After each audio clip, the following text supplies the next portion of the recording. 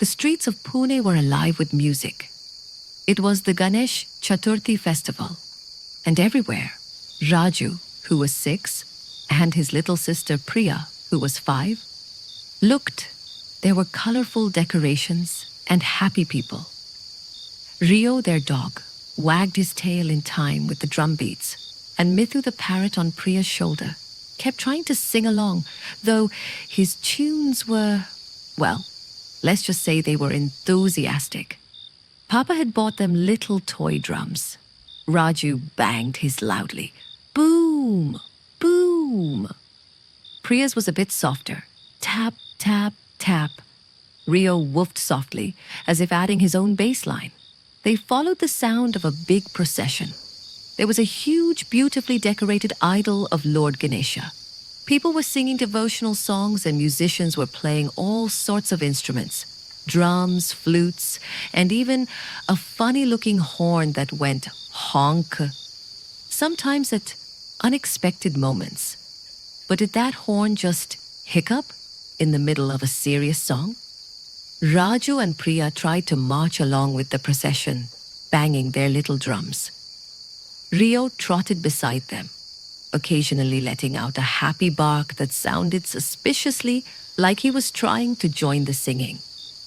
Mithu kept repeating Ganpati Bappa Moria in a slightly off-key voice. They reached a place where a group of children were putting on a small musical play.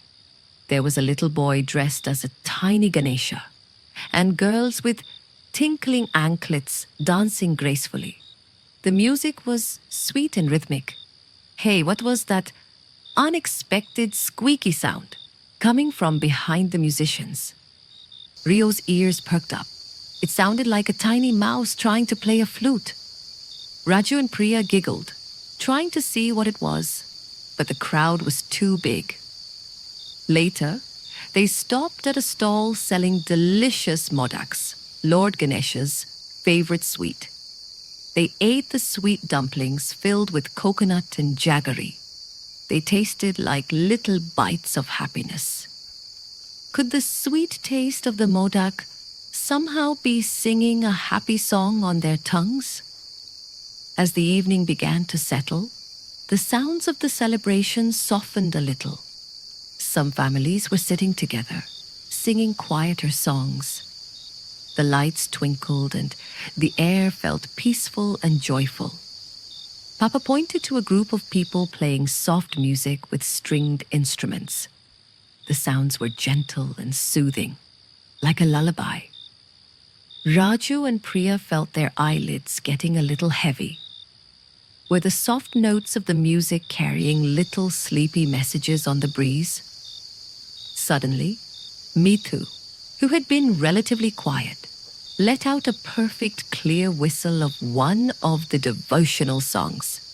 Everyone around them smiled and clapped. Mithu puffed out his chest, looking very proud of himself. Raju and Priya clapped too, feeling grateful for their talented parrot. As they walked home, the echoes of the music still surrounded them. Rio's tail swayed gently, and Mithu made soft, contented chirps. Raju and Priya held hands, feeling happy and thankful for the wonderful day and all the joyful sounds. What kind of music would their dreams be filled with tonight, as they remembered the festive day? Back home, they got ready for bed. The house was quiet compared to the bustling streets. Rio curled up on his mat with a soft sigh, and Mithu settled peacefully in his cage. As they drifted off to sleep, Raju imagined the drum beats turning into a gentle heartbeat. Priya dreamed of dancing with the tinkling anklets, her feet barely touching the ground.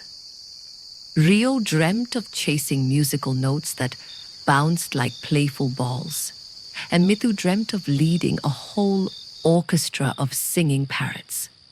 The sounds of the celebration faded into the background as they all drifted into a peaceful, grateful sleep.